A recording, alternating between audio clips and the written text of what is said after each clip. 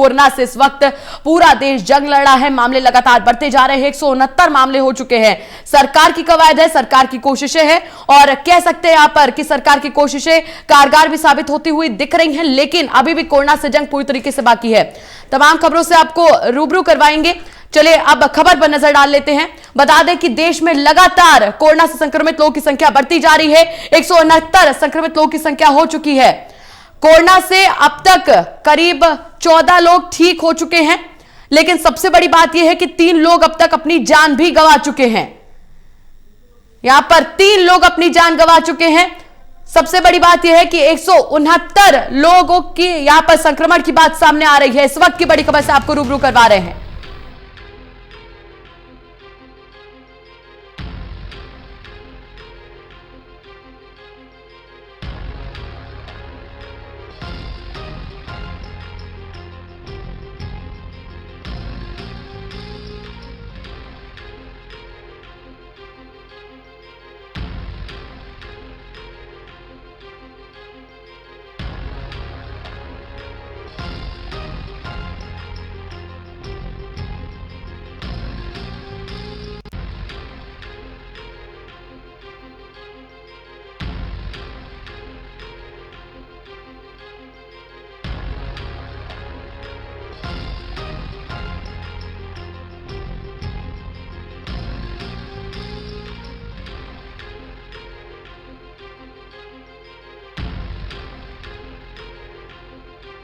हो चुकी है 169 संक्रमित लोगों की संख्या हो चुकी है। कोरोना से अब तक 14 लोग भले ही ठीक हो चुके हैं और एयरपोर्ट की अगर बात की जाए तो 14 लाख लोगों की स्क्रीनिंग भी हो चुकी है, लेकिन मामले लगातार बढ़ते जा रहे हैं। सबसे बड़ी बात यह है कि संख्या में लगातार इजाफा हो रहा है। आप देखें तो अभी कुछ ही देर पहले तक हम आपको 155 तक की संख्या बता रहे थे, लेकिन अब की अगर संख्या की बात करें तो 169 संख्या हो चुकी है।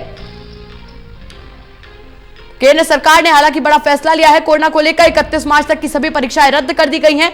वहीं अगर नोएडा की बात की जाए तो नोएडा में धारा 144 लागू कर दी गई है। श्री काशी विश्वनाथ की बात कर लीजिए, वहां पर गर्भगृह में जाने पर रोक लगा दी गई है। वैष्णो देवी की यात्रा पर रोक लगा दी गई है और साथ ही साथ दिल्ली का इस्कॉन मंदिर भी पहले विदेशियों के लिए और अब यहां के नागरिकों के लिए भी बंद कर दिया गया है। और सेंसेक्स पर भी इसका असर देखने को मिल रहा है। निफ्टी भी 500 अंकों तक गिर चुका है। संक्रमित लोगों की संख्या 169 हो गई है। हालांकि अभी तक 14 लोग इससे ठीक भी हुए हैं, लेकिन सबसे बड़ी बात यह है कि मौत का आंकड़ा लगातार बढ़ने की भी यहां पर बात सामने आ रही है। 3 लोगों की मौत हो चुकी है। हालांकि सरकार की कोशिशें काबिले तारीफ है, सरकार की कोशिशों में कोई कमी नहीं आई है, लेकिन सबसे बड़ी बात यह है कि कोरोना को लेकर लगातार यहां पर जो संक्रमित लोगों की संख्या है वो बढ़ती जा रही है। शेयर बाजार पर भी कोरोना का असर देखने को मिल रहा है। बता दें कि सेंसेक्स में 1700 से ज्यादा अंकों की गिरावट दर्ज की गई है।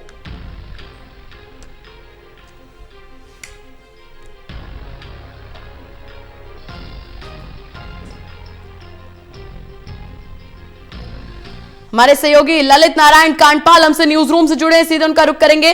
ललित, यहां पर अगर हम बात करें कोरोना की तो आप सेंसेक्स में और निफ्टी में गिरावट देखिए, कितनी गिरावट दर्ज की गई है और सबसे बड़ी बात कि बाजार की स्थिति कब तक संभलने के सुधरने के आसार दिखाई दे रहे हैं?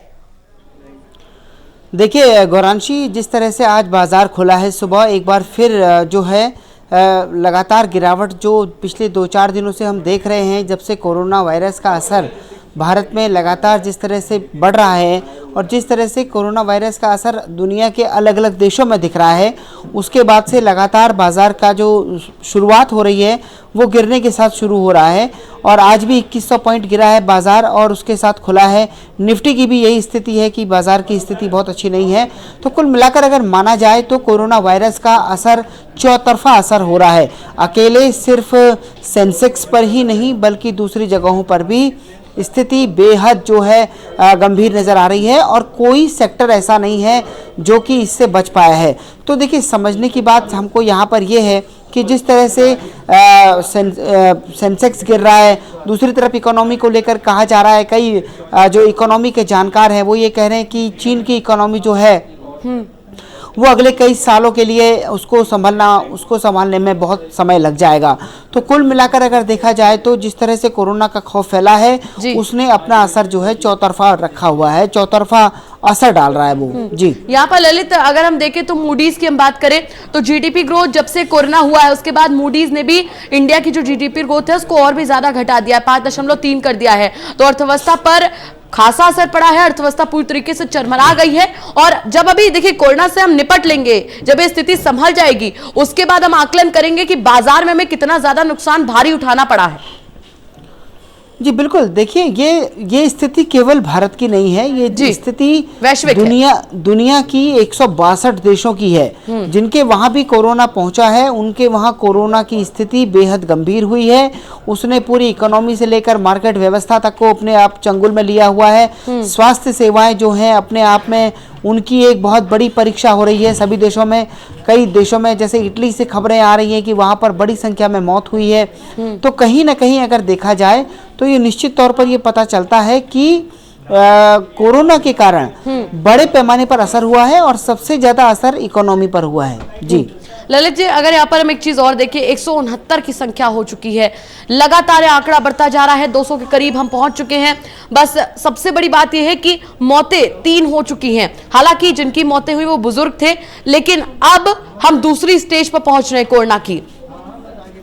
जी बिल्कुल, निश्चित तौर पर यह कहा जा सकता है कि हम उसकी स्टेज पर पहुंच रहे हैं और स्टेज पर पहुंचने के बाद जो है उसी को लेकर मुझे लगता है कि प्रिपरेशन जो है सरकार बड़े पैमाने पर कर रही है। अभी कुछ दिन पहले ही सरकार ने निजी सेक्टर के अस्पतालों से बात की थी। उन्होंने बात करने के बाद बताया था कि वो टेस्टिंग लैब्स के लिए तैयार हैं। वहीं दूसरी तरफ जो है यहाँ पर अगर देखा जाए तो जिस तरह से प्रबंधन चल रहा है सरकार की तैयारी पहले से ही फेज 3 के लिए हो चुकी है। तो कुल मिलाकर अगर कहा जाए तो अपने आप में ये बड़ी चिंता का विषय है कि जिस तरह की तैयारी हमको चाहिए उस तरह की तैयारी करने की सरकार ने पूरी व्यवस्था करी हुई है। लेकिन सवाल यह है कि आम आदमी को भी प्रिकॉशन लेना होगा। विशेष तौर पर जो लोग बाहर से होकर आए हैं उन लोगों को, बाहर से होकर आने वाले लोगों को भी इस बात का ध्यान में रखना होगा कि उनकी सुरक्षा से ही सबकी सुरक्षा संभव है। और जो ये अलग अलग तरह की खबरें आ रही हैं, जैसे कि कई जगह सबसे पहले एक बेंगलुरु में महिला के भागने का प्रकरण सामने आया, उसके बाद भी 1-2 मामले सामने आए हैं। तो कहीं ना कहीं ये बताते हैं कि अगर लोग इस तरह की हरकत ना करें तो अपने आप में एक बहुत बड़ी सुरक्षा हो सकती है।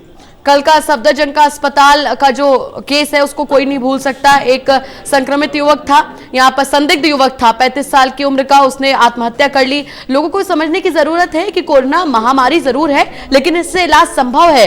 भारत में और अन्य देशों में लोग ठीक हो रहे हैं। कल आत्महत्या का केस जो है वो बाकी जो मरीज है उनके लिए काफी ज्यादा एक कह सकते हैं कि डिमोटिवेटिव कदम रहा है। जी बिल्कुल, मुझे लगता है सरकार को इस मामले में तुरंत जांच करके इसके कारणों को सामने रखना चाहिए, क्योंकि आखिर ऐसा कदम कैसे उठ गया।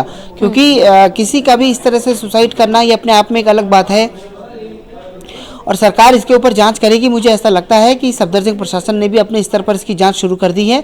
अब थोड़े दिनों में देखना होगा कि किस तरह से चीज़ें ये आगे बढ़ेंगी और क्या कारण उसका निकलकर सामने आता है। जी ललित, नोएडा की अगर हम बात कर ले तो मामले नोएडा में लगातार बढ़ते जा रहे हैं। धारा 144 लागू कर दी गई है। कह सकते हैं कि नोएडा में भी स्थिति धीरे धीरे ही सही लेकिन गंभीर की तरफ कदम बढ़ा रही है।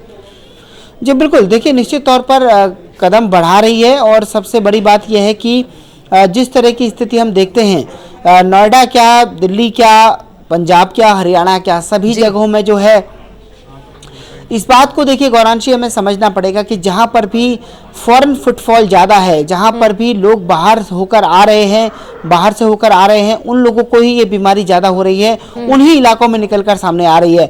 मुंबई हो, दिल्ली हो, नोएडा हो, आंध्र हो, तेलंगाना हो, जहाँ भी लोगों के जाने का रेशियो, बाहर जाने का रेशियो ज़्यादा है, यानी कि अगर कोई केरल में भी काफ़ी लोग जाते हैं तो केरल से भी मामले निकलकर सामने आ रहे हैं। सबसे ज़्यादा मामले महाराष्ट्र से निकलकर आ रहे हैं क्योंकि वहाँ से सबसे ज़्यादा लोग बाहर जाते हैं।